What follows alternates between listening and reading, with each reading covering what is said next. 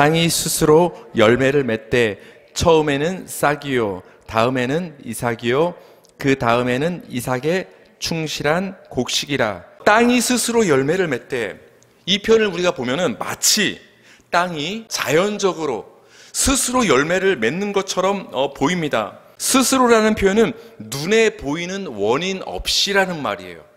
다시 말하면 우리가 알 수 없는 어떠한 힘과 원인에 의해서 땅에 뿌려지고 나서 보이지 않던 씨가 자라나게 되었다라는 거예요. 그렇다면 땅으로 하여금 열매 맺게 만드는 우리 사람이 알 수 없고 볼 수 없는 그 원인은 무엇일까요?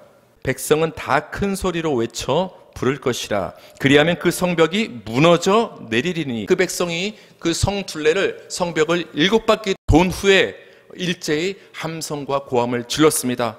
어떻게 됐죠? 그 성이 무너져 내렸습니다.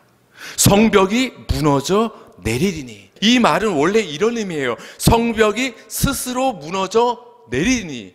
여리고성이 스스로 무너졌다고 우리 사람이 보기에는 그렇게 생각이 되는데, 누구의 힘으로 무너진 것이죠?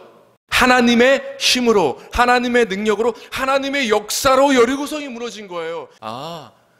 인간에게 보이지 않는 그 원인, 그 작용하고 있는 힘의 정체는 무엇이냐? 하나님의 능력이고 하나님의 역사임을 우리는 알 수가 있습니다. 베드로가 나와서 따라갈새 이에 첫째와 둘째 파수를 지나 시내로 통한 쇠문에 이르니 문이 저절로 열리는지라. 문이 저절로 열리는지라.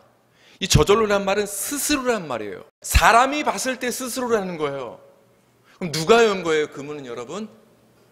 하나님이 여신 거잖아요. 그러니까 스스로라는 그 단어 속에는 보이지 않는 하나님의 힘이 역사하고 있다는 의미가 담겨 있는 거예요. 그렇다면 땅이 스스로 열매를 맺는다, 이 말은 땅이 하나님의 역사로 열매를 맺게 된다, 이런 의미가 있는 거예요. 농부가 보기에, 사람이 보기에는 자연적으로 벌어지는 일 같지만은 그 보이지 않는 쪽에서는 원인이 되시고 힘이 되시는 하나님이 역사하고 있다라는 거예요. 그것처럼 여러분 안에 심겨진 하나님의 나라가, 여러분 안에 심겨진 예수 생명의 씨가 그 싹을 틔우고 자라서 곡식에 충실한 생명의 결실 구원을 맺게 되는 것은 우리의 힘이 아니라 여러분 안에서 역사하고 계신 하나님의 능력으로만 된다라는 거예요.